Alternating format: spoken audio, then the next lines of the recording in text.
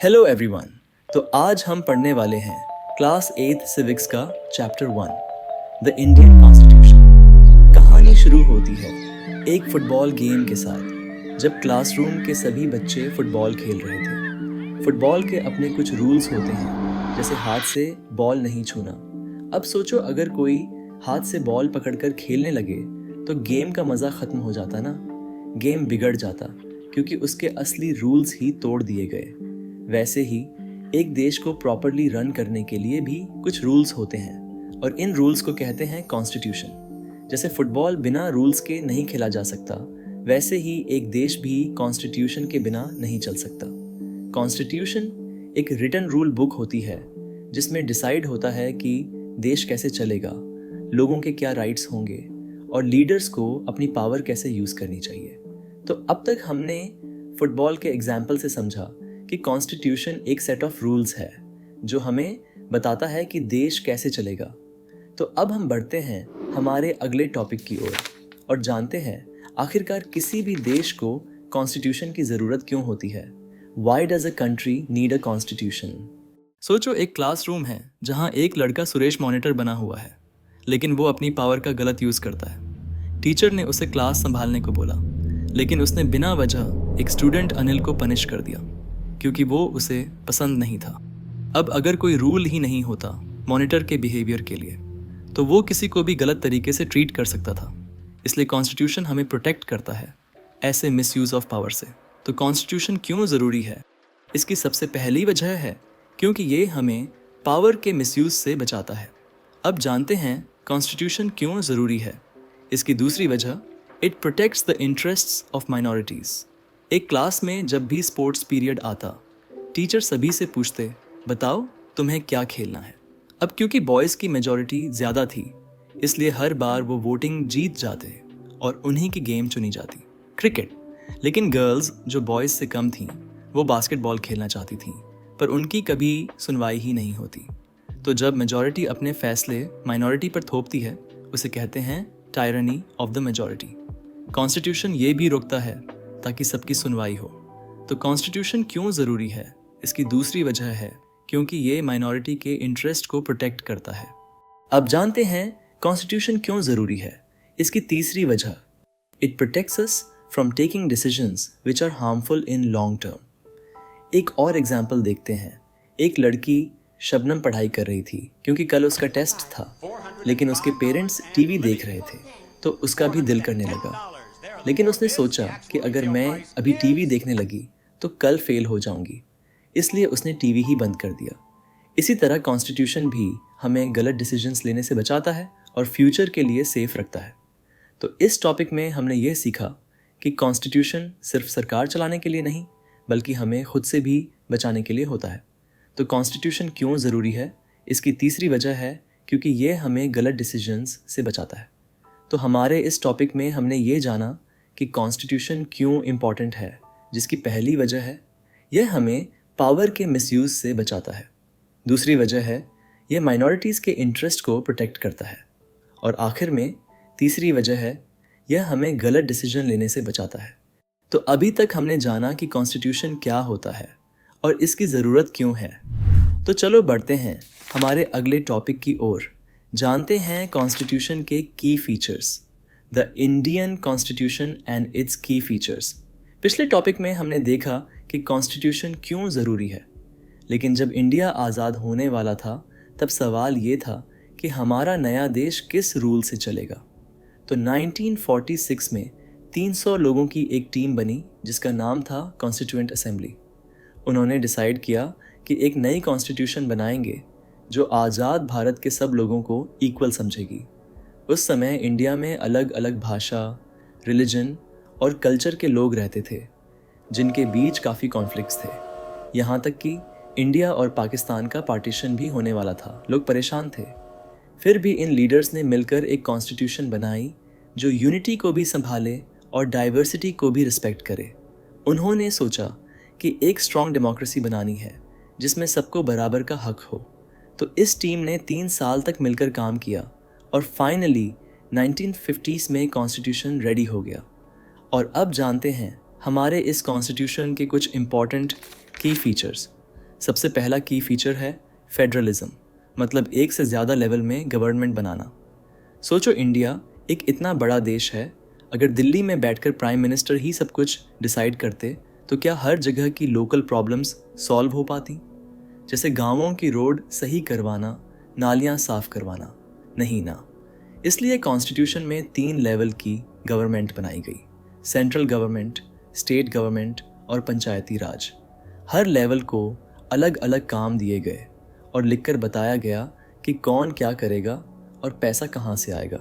जैसे ज़्यादातर घरों में मम्मी किचन संभालती हैं, पापा ऑफिस और बच्चा अपना स्कूल, वैसे ही देश भी अलग अलग लेवल से मिलकर चलता है। सबको अपने रोल पता होते हैं, इससे काम स्मूथ चलता है। तो हमारे कॉन्स्टिट्यूशन के पहले की फीचर में हमने समझा कि देश में अलग अलग सरकारें होती हैं जिससे सबकी नीड्स अच्छे से पूरी हों। इसी तरह हमारे कॉन्स्टिट्यूशन का दूसरा की फीचर है पार्लियामेंट्री फॉर्म ऑफ गवर्नमेंट, मतलब सरकार लोगों के द्वारा चुनी जाती है। हम जानते हैं कि गवर्नमेंट लोगों के वोट से बनती है, यानी हर एडल्ट सिटीजन को वोट देने का राइट होता है। इसे कहते हैं यूनिवर्सल एडल्ट फ्रेंचाइज, मतलब कोई भी मैच्योर आदमी या औरत, चाहे किसी भी कास्ट, रिलीजन या बैकग्राउंड से हो, वोट दे सकता है। और सिर्फ वोट नहीं, वो खुद भी इलेक्शन लड़ सकता है। इससे लोगों में रिस्पॉन्सिबिलिटी का एहसास आता है और लीडर्स भी अकाउंटेबल रहते हैं, क्योंकि अगर वो गलत काम करें तो नेक्स्ट टाइम उन्हें वोट नहीं मिलेगा और वो इलेक्शन हार जाएंगे। यानी असली पावर लोगों के हाथ में होती है, लीडर्स के हाथ में नहीं। तो हमारे कॉन्स्टिट्यूशन के दूसरे की फीचर में हमने जाना कॉन्स्टिट्यूशन के अंदर गवर्नमेंट लोगों के द्वारा चुनी जाती है और इसी वजह से असली पावर लीडर्स के हाथ में नहीं, लोगों के हाथ में होती है। और अब हम जानते हैं हमारे कॉन्स्टिट्यूशन का तीसरा की पॉइंट, जो है सेपरेशन ऑफ पावर्स, मतलब पावर का बंटवारा। सोचो, अगर किसी स्कूल में प्रिंसिपल ही टीचर भी हो और एग्जाम भी वही चेक करे, क्या वो फेयर होगा? नहीं ना। वैसे ही देश में भी पावर को डिवाइड करना ज़रूरी है। इसलिए कॉन्स्टिट्यूशन में पावर को 3 पार्ट्स में डिवाइड किया गया है।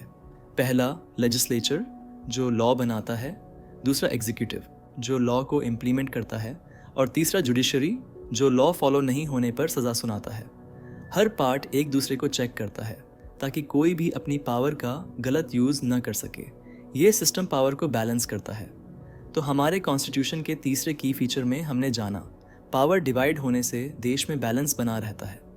अब बढ़ते हैं हमारे कॉन्स्टिट्यूशन के सबसे इम्पॉर्टेंट की फीचर की ओर, जिसका नाम है फंडामेंटल राइट्स।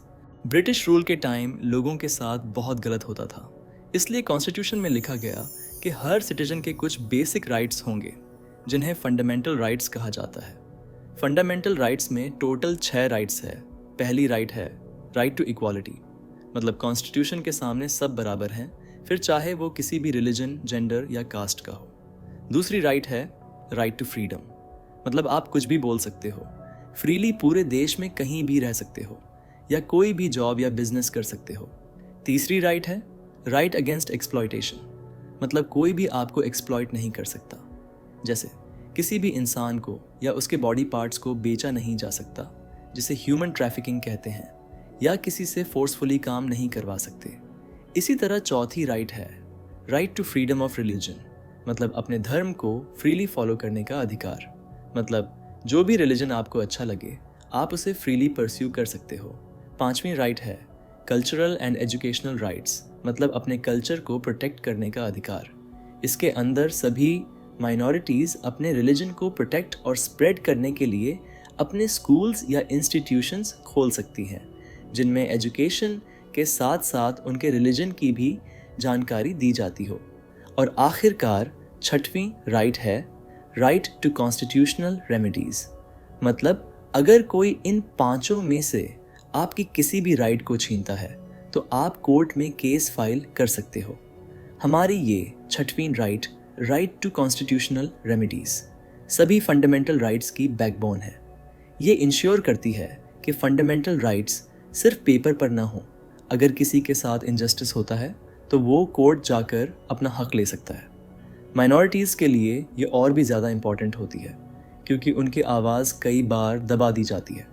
तो अब तक हमने कॉन्स्टिट्यूशन के 4 की फीचर्स को जाना। पहला था फेडरलिज्म, मतलब गवर्नमेंट को अलग अलग लेवल पर फॉर्म करना, जैसे सेंट्रल गवर्नमेंट, स्टेट गवर्नमेंट और पंचायत।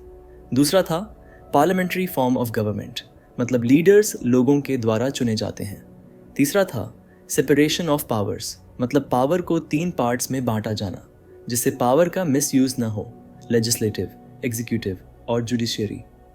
और चौथा की फीचर था फंडामेंटल राइट्स, मतलब वो अधिकार जो आपसे कोई भी नहीं छीन सकता। और अब जानते हैं हमारे कॉन्स्टिट्यूशन का 5वां और एक बेहद इंपॉर्टेंट की फीचर, सेक्युलरिज्म। इंडिया में लोग अलग अलग रिलीजन से हैं, हिंदू, मुस्लिम, सिख, क्रिश्चियन और बहुत सारे। अगर सरकार किसी एक धर्म को प्रमोट करे तो बाकी रिलीजन्स के लोगों को लग सकता है कि उनका इंपॉर्टेंस कम है। इसलिए कॉन्स्टिट्यूशन में लिखा गया कि इंडिया एक सेक्युलर कंट्री है, यानी कोई भी रिलीजन ऑफिशियल नहीं है, सबको इक्वल ट्रीट किया जाएगा, और इसी को कहा जाता है सेक्युलरिज्म।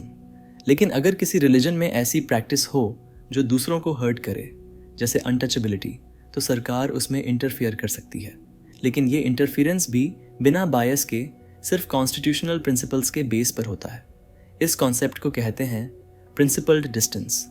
तो बस इसी के साथ ख़त्म होता है हमारा ये प्यारा सा चैप्टर।